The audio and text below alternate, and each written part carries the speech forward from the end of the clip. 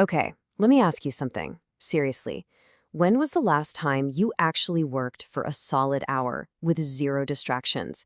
I mean, no emails, no pings, not even a quick peek at your phone. It's tough to remember, right? If you're drawing a blank, you are definitely not alone. It seems like we've kind of lost this vital skill, the ability to do what's called deep work. And believe me, it is costing us way more than we think. And this isn't some new age productivity hack. It's timeless. The greatest minds have always known this. I mean, think about it. Mark Twain had a shed so far away from his house that his family literally had to blow a horn to get him to come in for dinner. Carl Jung, he built a stone tower just to get away from it all. They just got it. They understood this one simple truth. To do great work, you need great focus. All right, so here's what we're going to dive into today. We'll start with the rise of shallow work. Then we'll look at the winners and losers in today's economy. After that, we'll talk about why deep work is a legit superpower. And we'll wrap up with 4 solid rules to help you get your focus back. Okay, let's kick things off with the big problem. Why is it so ridiculously hard to just concentrate? I mean, it almost feels like the modern office is designed to stop you from focusing. You've got open offices, this constant tsunami of emails, and that never-ending ping from Slack or Teams. It's a battle. And this really gets to the heart of the conflict, doesn't it? It's like you've got these two types of work. On one hand, there's deep work. This is the heavy lifting, the stuff that really pushes your brain and creates something new and valuable. Like writing a complex piece of code or mapping out a big strategy. But then there's shallow work, and that's just the endless churn of emails, meetings about meetings, and busy work. It feels productive, sure, it makes you look busy, but at the end of the day, it's not really moving the needle. And the cost of all this shallow work? Oh, it is absolutely staggering. Get this. The CTO at Atlantic Media did an internal study and found his company was spending over $1 million a year just on employees processing email. $1 million. That is the trap of shallow work right there. The author calls it a metric black hole, and I love that phrasing. It just sucks in all this time and money, but the actual value, it's pretty much impossible to measure. So what's crazy is that this huge wave of shallow work is hitting us at the absolute worst possible time.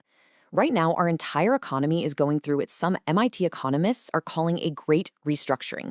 Basically, technology and automation are completely changing the rules of the game, and it's creating this huge divide between winners and losers.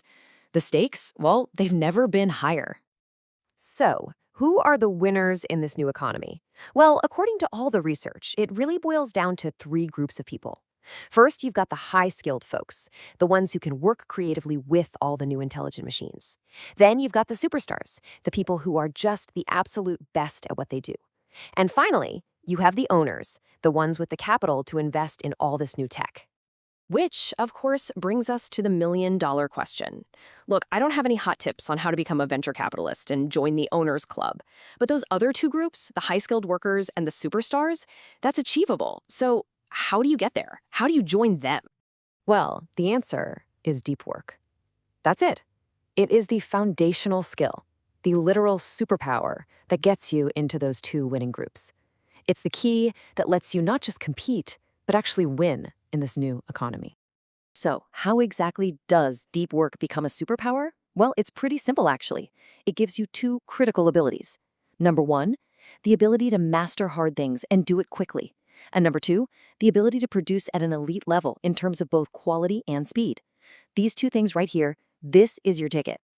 All right, let's break down that first ability, mastering hard things. This takes something that psychologists call deliberate practice, which is just a fancy way of saying intense, completely unbroken concentration. I love how the philosopher Sir Tillinges put it. He said, let your mind become a lens. It's so true.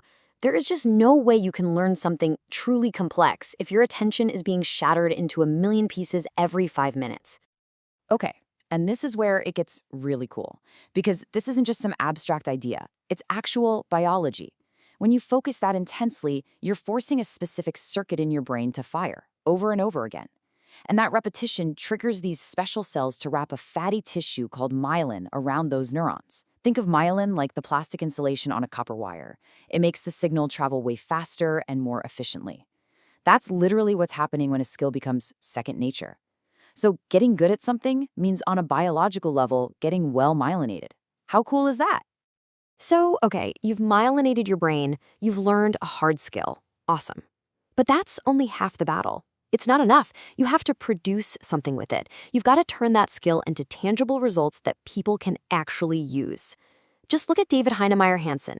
He didn't just become a great programmer. He channeled that skill through deep work to create Ruby on Rails, the framework that powers huge sites you've definitely heard of, like Twitter and Hulu. That is what deep work unlocks, elite-level production. All right, so we've covered the what and the why. Now it's time for the how. Let's get practical. I'm going to walk you through 4 key rules you can start using right away to build your own deep work habit. Rule number 1, work deeply. And this often means you need to make a pretty radical change to your environment. Take J.K. Rowling. When she was trying to finish the very last Harry Potter book, she was getting distracted constantly at home. Dogs barking, kids around, you name it. So what did she do? She made what she called a grand gesture. She checked herself into a suite at a 5-star hotel and didn't leave until the book was done. Now look, the point isn't that you need to go rent a fancy hotel room. The point is that you have to be willing to do something drastic to protect your focus. Okay, rule number 2, embrace boredom. We have a problem, right? The second we have a free moment, what do? We grab our phones. We have to stop doing that. We have to retrain our concentration muscles. And a fantastic way to do this is something called productive meditation. Next time you're on a walk or jogging or even just driving, instead of zoning out, pick one single professional problem and just think about it. That's it. Focus your attention on that one thing. I'll be honest, it's really hard at first, but it is an incredible workout for your focus. Rule number 3 is quit social media. And whoa, I know that sounds intense, but it doesn't necessarily mean you have to delete all your accounts. What it really means is you need to change your entire mindset about these tools. See, most of us use what's called the any benefit approach. We think, well, if this app gives me any possible benefit, I should use it. The book suggests a different way, the craftsman approach. And this is way more strict. You only use a tool if its positive impact on your most important goals substantially outweighs all the negative stuff, like, say, a constant drain on your focus. And finally, rule number 4, drain the shallows. You have to be absolutely ruthless with this one.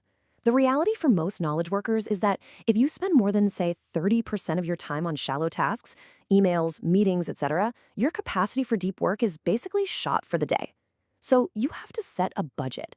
Think of your attention just like your bank account and stop overspending it on the small stuff.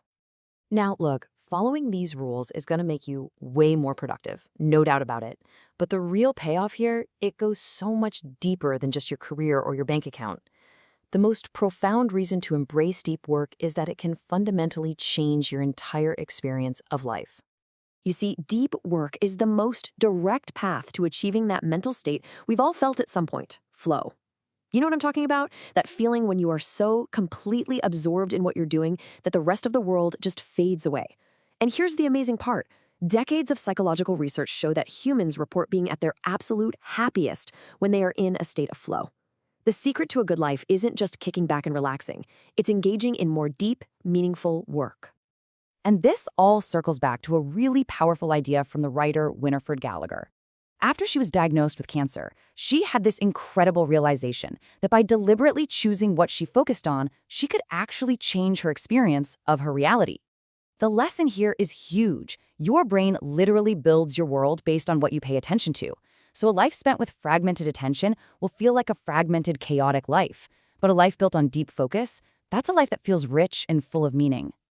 So, in the end, deep work isn't just another productivity hack to check off your list. It's a philosophy.